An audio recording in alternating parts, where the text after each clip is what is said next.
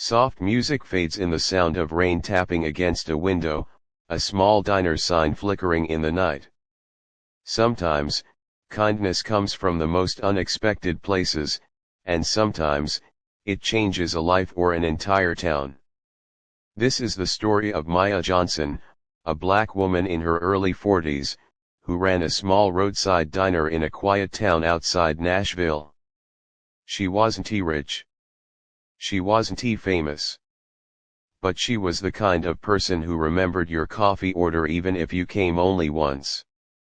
Her diner, Maya's Place, opened at 6 a.m. sharp and closed when the last trucker or traveler was done talking. It wasn't just a business, it was a heartbeat. A safe place for the tired, the lost, the lonely. But one rainy Thursday night, that diner became the stage for something nobody in town would ever forget. Motorway Scene 1: The Stranger in the Storm. It was close to midnight. The rain was coming down hard, the kind that made the world look like a watercolor painting. Maya was wiping down the counter, humming an old gospel tune her mother used to sing, when the door flew open. A man stumbled in, soaked, bruised, breathing hard. He looked like trouble. Big, bearded, tattoos snaking up his arms. The kind of man small towns whispered about. On his leather jacket was the symbol of the Hell's Angels. He froze when he saw her, she froze when she saw him. Then, through the storm, red and blue lights flashed outside. Police sirens. Getting closer. Police officer seen to a split-second decision. Maya's heart pounded. The man looked terrified, not angry, not violent, just scared.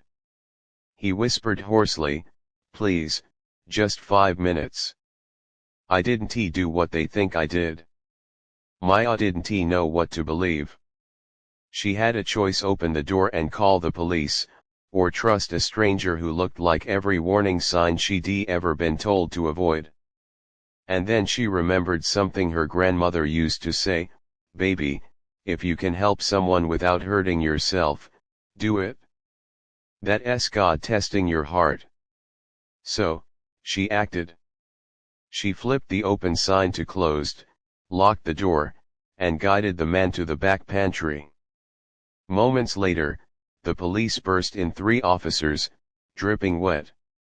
"You seen a biker come through here, white male, 6 foot, leather jacket, probably bleeding." Maya wiped her hands on her apron and said calmly, "Only thing I've seen is a storm, officer. Maybe try the gas station up the road." They looked around, suspicious, but found nothing. Finally, they nodded and left. When the lights disappeared, Maya went to the back and told the stranger, "You've got 5 minutes to tell me why I just lied to the cops." Candle Scene 3: The Truth in the Dark. He introduced himself, Jack Harlan. He'd been with the Hell's Angels since he was 19. But he wasn't running from the law for crime. He was running from a mistake. He'd been trying to stop a bar fight earlier that night. Someone pulled a knife. The other guy got hurt. The police showed up, saw Jack's jacket, and assumed the worst. "I swear I didn't touch the man, ma'am," he said quietly. "But they don't see people like me the way you just did." Maya handed him a towel, poured him coffee, and said, "People like you, I see a human being, Jack. That's all." He stayed until the rain stopped. Before leaving, he took a deep breath and said, "You didn't have to do that for me. But I'll never forget it." Then he was gone. Sunrise Scene 4: The Morning After. The next day, life went on, or so Maya thought. The diner was quiet in the morning, but by noon, the parking lot began to fill up. Engines rumbled from miles away, deep, thunderous, echoing through the hills. Maya looked out the window, and her coffee cup nearly slipped from her hands.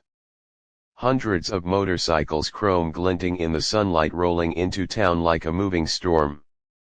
They stopped in front of Maya's place. The locals froze. Some ducked inside shops. Maya's waitress whispered, "Lord, they're here for you." The first man who walked in wasn't Jack, but he wore the same patch, Hell's Angels. He took off his helmet and smiled. "You Maya Johnson?" "Yes," she said, steady but nervous. "Jack told us what you did. He said you saved his life." Maya tried to wave it off. "I just gave a man shelter, that's all." But the biker shook his head. "No, ma'am. You gave him humanity, something the world forgets to give us." Hot beverage scene 5. The diner that never slept. That afternoon, every single seat in Maya's place was taken. Bikers ordered pie, burgers, coffee, and they left stacks of cash on the counter. One of them slipped her an envelope. Inside was a note and 20,000 in cash. "For repairs, for kindness, for being who you are."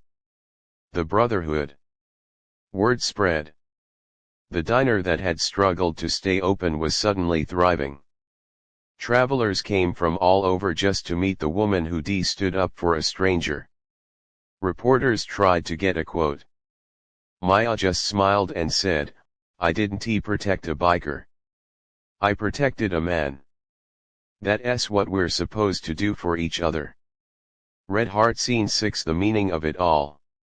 Months later, when Jack came back clean-shaven, calm, changed, he brought a single rose and said, "You gave me a second chance at life. I figured I'd bring a thank you." He left the club, started a new life, and dedicated his time to helping other ex-bikers reintegrate into society. Maya listened, her eyes misty. "Sometimes," she said softly, "all a person needs is someone to believe they're more than their mistakes." Sun behind small cloud. Final message: the power of one choice. And that's how a single act of courage, a single choice to see good in someone the world judged, changed everything. Maya didn't know that night that she'd save a man, a diner, and maybe even a community. But kindness works like that. It doesn't ask for attention.